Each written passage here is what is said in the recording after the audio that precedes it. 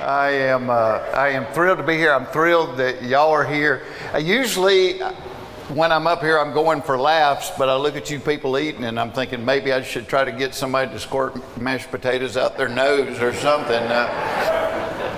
But thank you for your time and your money. I think it's very cool that it's a date night. I love to take my girlfriend on date nights, and I've been married to her for 38 years. So, but I'm still dating her, trying to win her over. You know, when David was talking about some of the things the foundation benefits, you realize the power of prayer, and I know it firsthand in my life because not long ago, my mother's flip phone finally broke. We've been praying for that 14 years, so don't give up. Things will happen on God's time. And so we ended up getting my 86-year-old mother her very first iPhone. And if you were to say to me tonight, hey Jeff, would you rather teach your mother how to text or teach your dog how to wipe his butt? I would say, hand me the toilet paper. Let's give that a shot. Teaching my 86-year-old mother to text has been a little bit of a challenge. And my daughters, bless their heart, they're texting her, trying to encourage her and everything. And she called me not long ago. She goes, I have a question. I said, what is it, Mom? She goes, what is low? I said, Mom, I have no idea what you're talking about. She said, Jewel sent me a text, and at the end of it, it said low. I said, how you spell it, Mom? She said, LOL. I said, that's not low. I said, that's laugh out loud. I said, what young people do, since they text so much, instead of typing everything out, they'll just use the initials. So IDK is I don't know, OTW is on the way. I said, that's how they do it. Oh. A few weeks ago, I get a text one night from my mother. IYGTTGSINSK.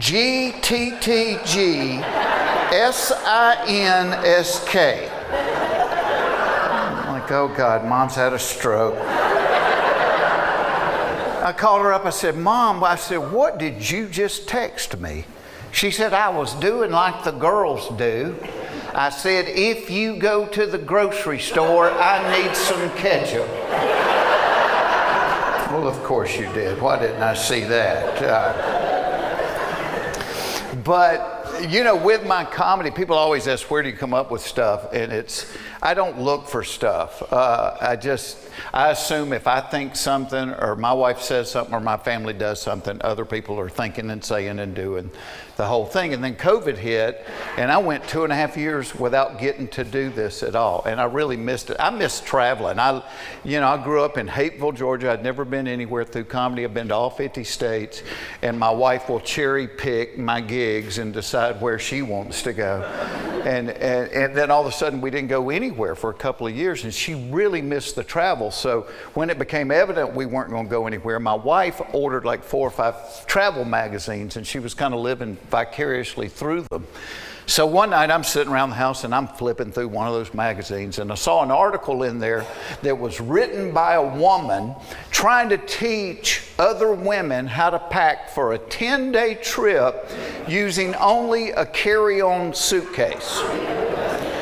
Let me repeat that. A woman packing for 10 days using only a carry-on suitcase. And I thought, what woman is she talking about? Barbie? My wife couldn't pack for a nudist colony in a carry-on suitcase. And now the airport only lets you take 1 carry-on. Well, if I'm with my wife, she has 2, and I have whatever I can fit in my pockets. But I thought it was interesting because we live in a world where people try to make everything you say sexist. I thought the article was interesting because it was only written to women. She didn't say men. Because I think men could you do 10 days in a carry-on? I could. You might be burning the socks and the underwear, but I could do it. Because I think most men pack like I do. This is the way I pack. I go in my closet and I think, okay, I'm going to be out 3 days. 3 days means 3 pairs of socks, 3 pairs of underwear, 3 shirts, another pair of blue jeans in case I spill something on these, toothbrush, razor blade, ready to go. 10 seconds of well thought out packing. That's how I pack. Now, when I go on vacation with my wife, and let me say this up front, I love being on vacation with my wife, because my wife is a lot more friendly on vacation than she is at home. Something about having numbers on the door improves her attitude. Same woman that won't look at me twice at home, you get numbers on the door, she is hanging the trapeze before the bellhops to the ice machine. Love being on vacation with this girl. It's getting to vacation that is the problem, because it takes her longer than 10 seconds to pack. In fact, it takes her days to pack. And I finally figured out why. It's because she has outfits. Not a man in this room has an outfit. My wife's got an outfit for the airport. This is my airport outfit. Doesn't bind, doesn't cling. Shoes are easy on, easy off through security. I love this airport outfit. She has an outfit picked out for every single day we are going to be gone, plus additional outfits in case we go out somewhere nice to dinner. She's got sleepwear, swimwear, exercise wear, lounge around wear. So there's a ton of clothes that have a shot at making her vacation team. So what she will do is about 3 days before we're supposed to leave, she'll start pulling clothes out, and she'll lay them on the bed like flat Stanley mannequins. And she just stares at them.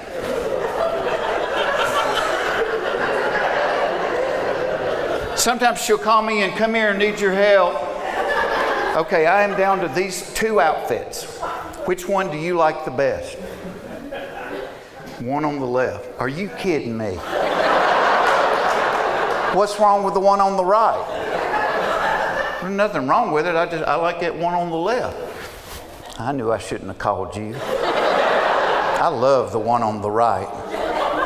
You know what? Now that I really think about it, I love the one on the right. No, you don't. You're just saying that. Now I don't know what to do. I know what to do. I'm going to go jump in front of a bus. Why don't you stand here and stare at this for a while?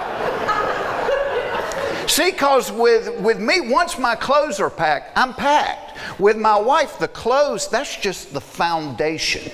Her packet, it's like an archaeological dig. There's many, many layers to it. Because once she has the clothes picked out, now she has to go back and pick out the jewelry that goes with each particular outfit. These ladies are like, yes, she does. If you watch court TV, that's what they call the jewelry selection process. Next level is the shoes. He just got the jewelry selection process. I can take as much time as you need, honestly.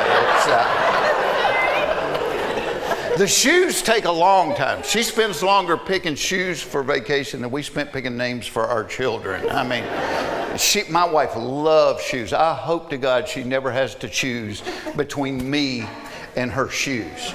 Because I can see the surgeon going, well, Miss Foxworthy, we can save Jeff's life. But in order to do it, you would have to get rid of all of your shoes.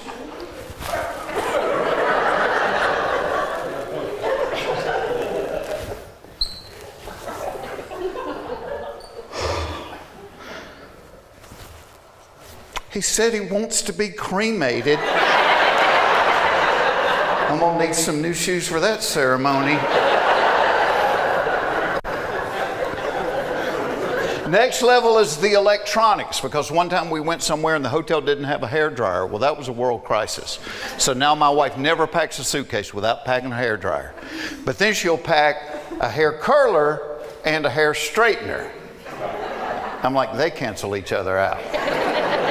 Then she packs that lighted makeup mirror where one side has 12 times magnification. Nobody needs to look at their face magnified 12 times. At 12 times magnification, a wrinkle looks like an irrigation ditch. A blackhead looks like a manhole cover. And God forbid she find a chin hair. You're not getting a girl out of the room that sees something on her chin that looks like the anchor rope to a battleship. I'm telling you that right now. Do you know I've never, ever looked at my face in the 12 times magnification mirror? All right, to be completely honest, a couple of times I did get out of the shower and I paused in front of it just for a minute.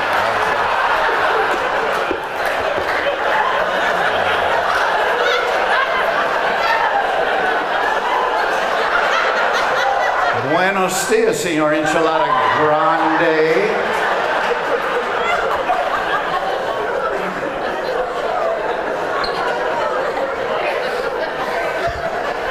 Next level, total feminine phenomena is the just-in-case level. Like my wife will always pack a little raincoat and a travel umbrella just in case it rains. I'm like, baby, I checked the forecast. There's less than a 5% chance any day we're going to be there. Okay, fine. I don't know what you're going to do if it rains. I do. I'll probably go back inside. She always packs a sweater or a light jacket just in case it gets cold at night, as it so often does in Orlando in July. Anybody else have a wife or girlfriend that will, this is what my wife will do. She will take a little soft-sided collapsible suitcase and pack it inside of the hard-sided suitcase, just in case I buy something. And I've never looked in that soft-sided suitcase. I'm willing to bet there's a smaller soft-sided suitcase inside of it. She'll always pack like a gallon Ziploc bag full of medicine, just in case somebody gets sick. One time I'm playing in Buffalo, it's like February. They had snow up to here. I have a little bit of a headache. I go and zip the medicine bag. We've got malaria pills. Thankfully missed the great malaria outbreak in Buffalo. And I said, baby, I love you to death. I said, this is where your packing just goes off the rails. So the next time we're getting ready to go on vacation, I walk in the bedroom and I caught her rooting through my suitcase. And she goes, uh-huh. She pulls out a 5-pound bag of oats, holds it up. She goes, what is this for? I said, oh, that. I said, that is just in case the 2 donkeys we're going to need to carry your luggage get hungry while we're gone.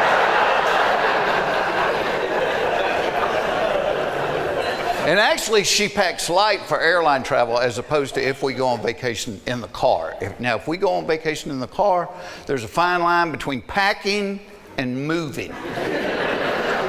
But my wife and daughters, they think it is their job to fill that SUV to the top. And the way they pack would make a man lay on the floor and wet himself. They will bring out a bag with bread and potato chips, put it on the bottom, then put 3 suitcases on top of it. I'm like, let me do this, please. Because men care about, there's an art to packing a car, isn't there? Total art.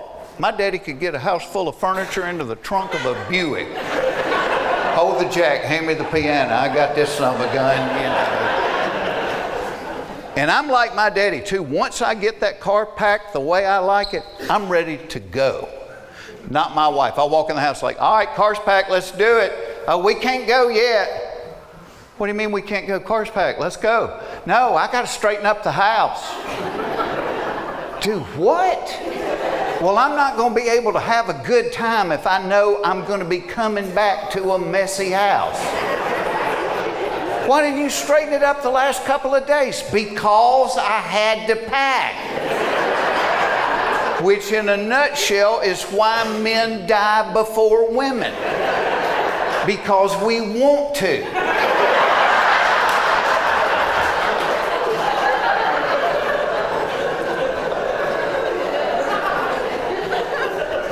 You know, I think sometimes when people invite me to speak at their thing, I think people think I'm smart because I hosted Are You Smarter Than a Fifth Grader for years. And that people always want to talk about the show. What was your favorite part of doing that show? It was like the part where they handed me the card with the answers on it. Because I didn't know any of that stuff. I'm an idiot. One night we had a lady on, she had a 2nd grade grammar question. It was something about an antonym, and she goes, oh yes, she goes, I remember there were homonyms and synonyms and antonyms. She said, I can't remember the difference in them. Can you use it in a sentence? My aunt and them came over for Christmas dinner.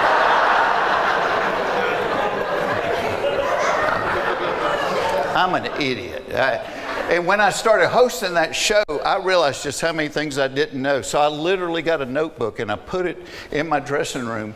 And every day I would write down more things that I thought of that I didn't know. And they were stupid things like, I don't know how they know how long to make the cord for the first bungee jump at a new place. All right, Ed, let him jump. All right, Ed, shorten it up a little bit. Give his girlfriend a free t-shirt.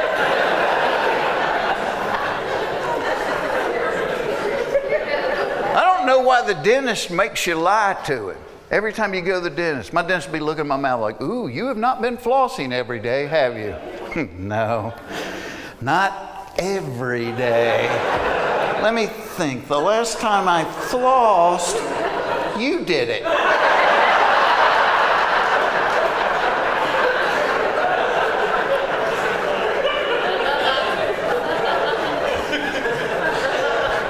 I don't know why the bank leaves the vault door wide open but change the 25-cent ink pen to the counter. And why does the drive-up banking window have directions written in Braille? They do. Look at it next time you go to the bank.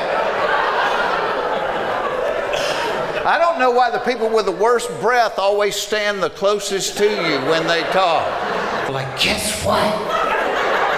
I don't know. You have a dirty diaper in your mouth? Can I tell you something? All right, but do it quick. I can only hold my breath for 30 seconds. And you always try to offer them a mint or a piece of gum. They never take it. They're like, oh, no thanks. Ooh, I don't like the way those taste. Yeah, I can see where you wouldn't prefer peppermint to that cat turd you're gnawing on right now. That's,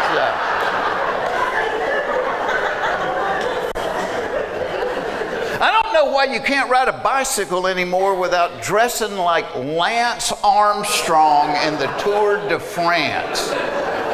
Anybody remember when you could ride a bike wearing blue jeans and a t-shirt? Not anymore. Got to have the uni. And it's not just young athletic people. You got these fat middle-aged guys. They look like the Michelin Man in a wetsuit, and they've got sponsor logos. Who's sponsoring you, Pop? Dunkin' Donuts, all right. Pedal on, doughboy, pedal on. I don't know why my wife continues to ask every year, what do you want for your birthday? What do I always want for my birthday? What's every man in here want for his birthday?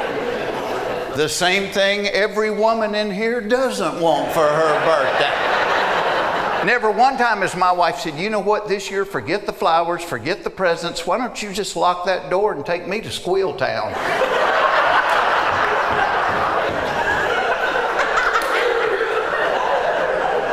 But it's what every guy wants. You could be visiting your 90-year-old grandpa in the nursing home and be like, happy birthday, Papa. Is today my birthday? It sure is. Well, help me get my pants off.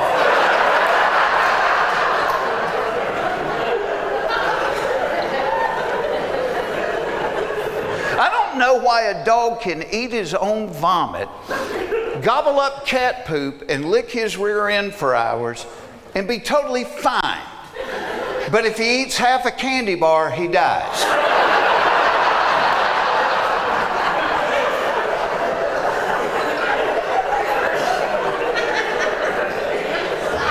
I don't know why in 2023 we still have jobs that we will call men's jobs or women's jobs. Like if there's a noise in the house in the middle of the night, whose job is it to go check out the noise? It's the man. Let's be honest. Yeah, you never see this. Phyllis. Phyllis.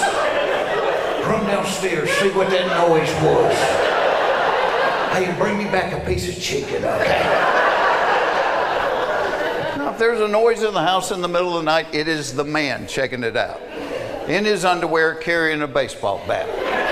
because that is the official uniform of suspicious noises, underpants and a baseball bat. I don't know what we're hoping to find, some guy in the living room in his underwear with a ball.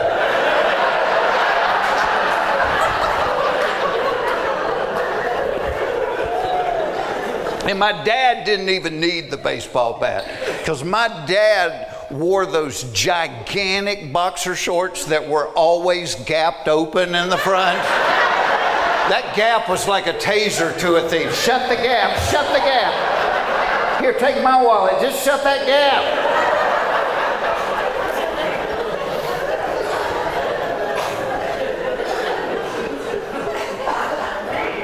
I don't know why every time I get great tickets to a concert, I always end up being seated next to somebody that has to sing every song at the top of their lungs.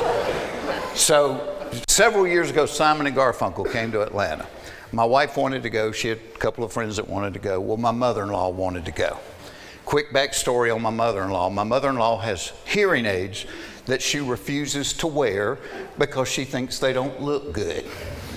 But because she doesn't wear them, she can't hear a lick. She talks louder than anybody on the planet. One night, around Christmas time, we go to the movies. We're standing in the long line at the concession stand. My mother-in-law walks over to me and goes, "Don't look now, but the man behind us is cross-eyed as a bat."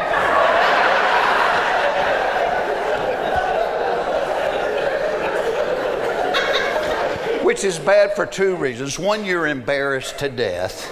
And two, when somebody says something like that, yes, you've got to look, you know. Then I'm like,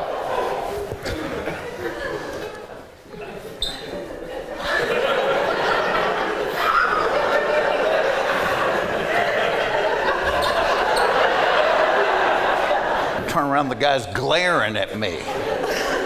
Well, he may not have been glaring at me, but he was glaring at somebody. So we go to Simon and Garfunkel. Somehow I end up being seated next to my mother-in-law. She doesn't have the hearing aids in. She sang every Simon and Garfunkel song, and she knew the words to none of them. Like a witch over Bubble's daughter.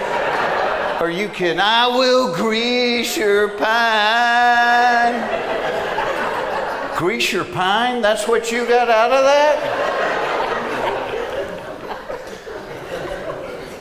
And my kids make fun of me. They're like, "Dad, don't ever stand up there and tell people things you don't know. If you don't know something, Google it."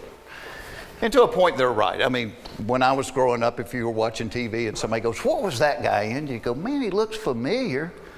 That was it.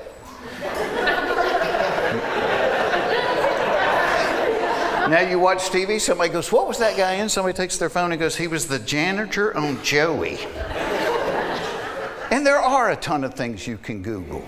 But I try to teach my daughters, I said, what you don't understand is there's a lot of things you can't Google. There's things you only learn through life experience. I call them the facts of life, things you can't Google.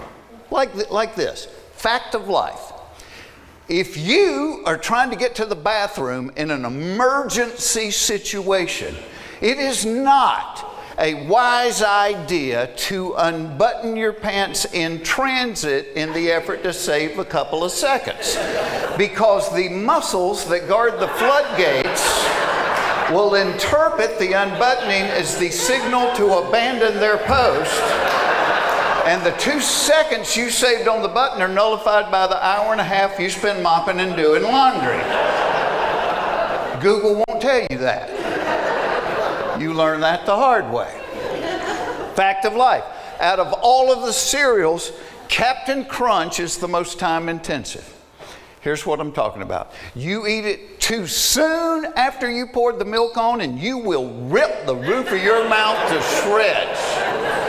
You wait too long after you pour the milk on and the captain will put a film on your teeth a wire brush can't get rid of.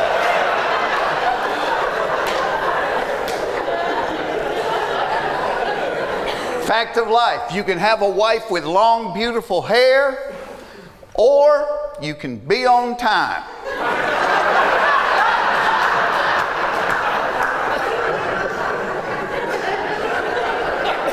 Speaking of wives, fact of life. If your wife hints that she might be in the mood, your kids will sense it and won't go to bed for 3 years. Speaking of kids, fact of life, the more kids you have, the worse your parenting becomes. People that only have one child are making homemade baby food out of organic vegetables they're growing in their own backyard. Yeah, by the time that fourth kid rolls around, you're smoking a cigarette while you watch your toddler pull a year-old milk dud out from under the stove and eat it. Pick the cat hair off of it before you put it in your mouth, dummy.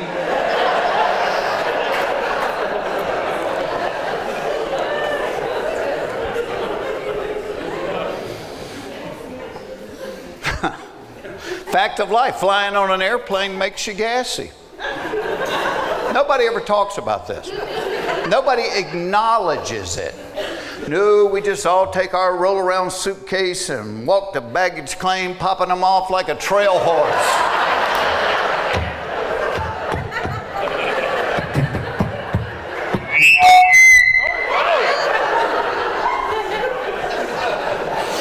I'm sorry, God. It was just a joke, all right? Fact of life. Women always have more questions than men have answers to. Great example. One night I got a text. The text simply said, please pray for Tom. He was in a bad wreck. I go through the house. I found my wife. I said, hey, just got a text that said, please pray for Tom. He was in a bad wreck. She said, was he driving? I said, I don't know. I got a text that said, please pray for Tom. He was in a bad wreck. She said, were Carol and the kids in the car with him? I said, I don't know. I just got a text that said, please pray for Tom. He was in a bad wreck. She said, were the people in the other car hurt too? I said, I don't know. I just got a text that said, please pray for Tom. He was in a bad wreck. She said, did they even have insurance? I said, I don't know. I just got a text that said, please pray for Tom. He was in a bad wreck. She said, what hospital did they take him to? I said, I don't know. I just got a text that said, please pray for Tom. He was in a bad wreck. She said, you don't know anything. What do you know? I said, I know you need to pray for Tom. I just got a text that he was in a bad wreck.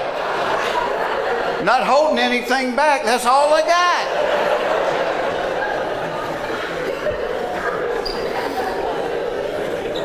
Well, I have to get out of here because they have other things to do. And I have another show in November I need to get ready for. Again, thank y'all for being here and donating your money to people that's going to change their life. And I mean, that's the face of Jesus. That's why we're here, is to make other people love God, love each other. So thank you for doing that. And I have such a blessed life.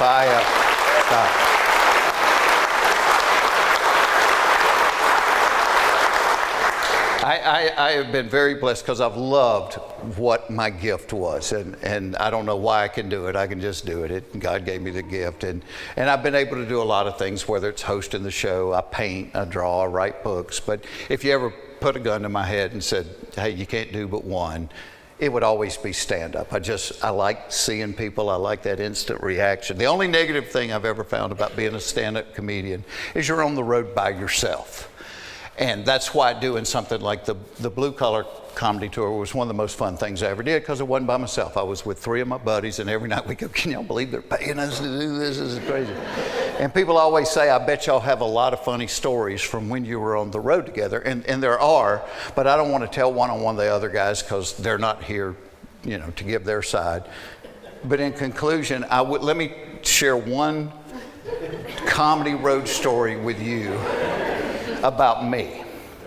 So COVID started in 2020. So the summer of 2019, Larry, the cable guy, and I were doing a bunch of dates together that summer. And when you do summer dates, they're almost all outside. You're either doing amphitheaters or country music festivals or, fairs. You're always outside, and you get used to being hot.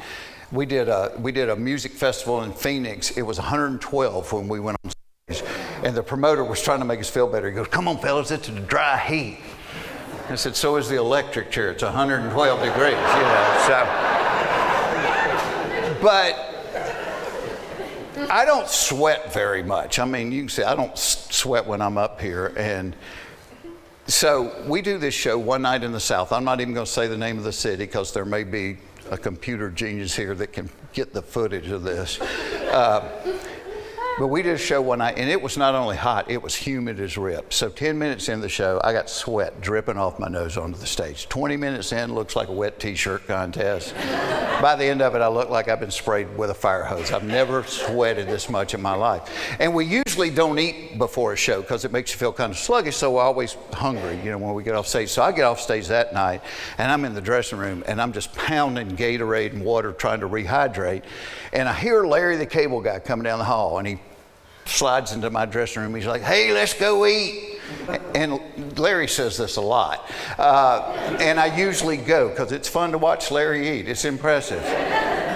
But I said, "Dude," I said, "not tonight." I said, "I got too hot. I'm not hungry." I said, "I'm just going back to the hotel and going to bed." He's like, "Yeah, right. Come on, let's go eat." I said, "No, I'm not hungry. I got too hot. I'm not kidding with you." He goes, "Are you serious?" He goes, "I cannot wait till you ask me to do something for you." What are you, 9 years old? You know, it's not personal. I got too hot. I'm not hungry. So I got in the van. I got him to take me back to the hotel and got in my room. And probably a lot of y'all make your living on the road. You have your little routine. When I'm on the road, I like it really dark when I sleep. I like it really cold, so I'll turn the thermostat down. But when you're doing stand-up, you're in a different city every night. Every hotel room is different than the day before. So one of my tricks is I always turn the light on in the bathroom, and I'll shut the door. But that way, if I wake up in the middle of the night and I have to go, I can see that light. I know that kind of orients me, and I know where I am. And I usually sleep in my underwear, but this night they're wet. My socks are wet. I've sweated that much, and I'm like, I'm not sleeping in wet underwear, and I told you I only packed 3 pairs, you know. So I just peel them off, and I flop in the bed naked, and I'm out. Well, I wake up about 1:30 in the morning, and I really, really have to pee, probably from all the Gatorade and the water. And any guy over 40 knows what I'm talking about. You have to pee too much to go back to sleep. You know you can't go back to sleep, but you don't really want to wake up. You just want to get it done and get back in the bed. So I get up and got my eyes half open. I see the light, and I walk in there. Well, as soon as the door closes, I realize I'm in the hall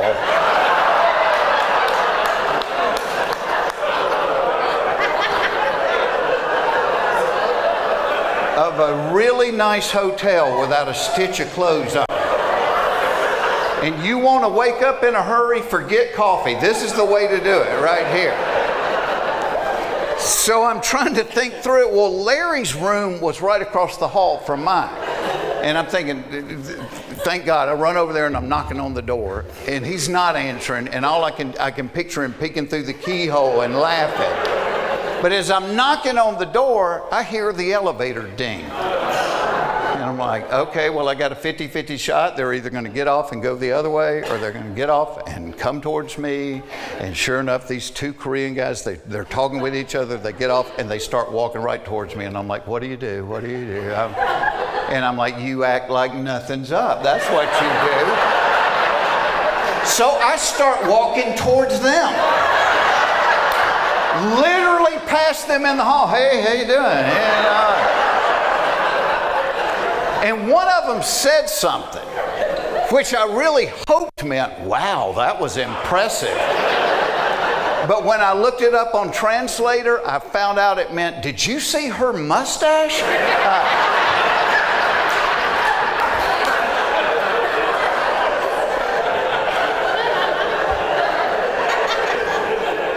So I know I can't get on the elevator. I know elevators have security cameras, and I'm thinking, where do I go? Well, at the end of the hall, they had that exit, you know, for the stairwell, and I'm like, at least get out of the lighted hallway. So I jog down the rest of the hall, and I get in the stairwell, hoping there'll be like a trash can in there where I can take the trash bag out and wear it like overall.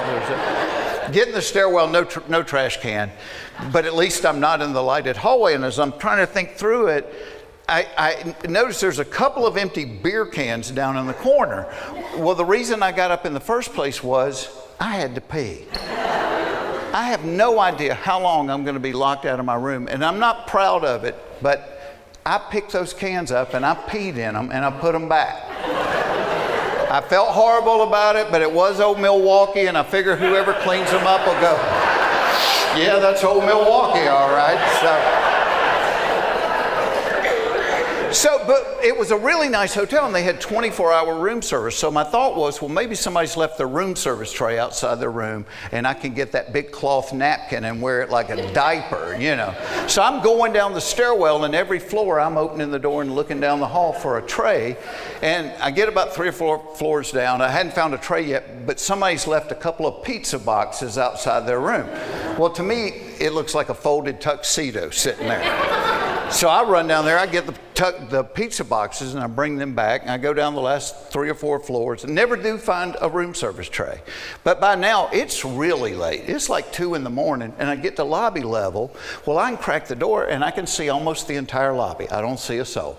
I don't hear anybody talking. I'm thinking, all you got to do is be brave for 20 seconds. I put 1 pizza box in the front, 1 in the back.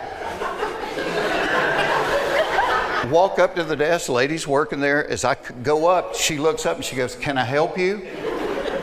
"Yes, you can." I said, "I have accidentally locked myself out of my room. Can I just get another key so I can get back in?" She goes, do you have any identification?" I said, "I do, but it's in my other pizza box." I'm like, "No, I locked myself out of my room. I got nothing." And she says, "Oh, I need to talk to a manager." And she goes behind the wall, and I'm thinking, she's not calling a manager, she's calling the cops. But it's 2 in the morning, I'm naked with a pizza box in front of my junk. Where am I gonna go? Yeah, so they had a bellhop stand, like a podium, and I got behind that, and I'm just waiting on her. Well, as I'm waiting, all of a sudden the front doors to the hotel open up, and in walks Larry the Cable Guy and our tour manager. And I'm like, "Thank you, God, here's answered prayer." So they walk across the lobby. Again, I'm naked holding a pizza box. Larry does not say, "Oh my gosh, buddy, what happened to you?" He looked at me, he looked at the pizza box, he goes, "I thought you said you wasn't hungry."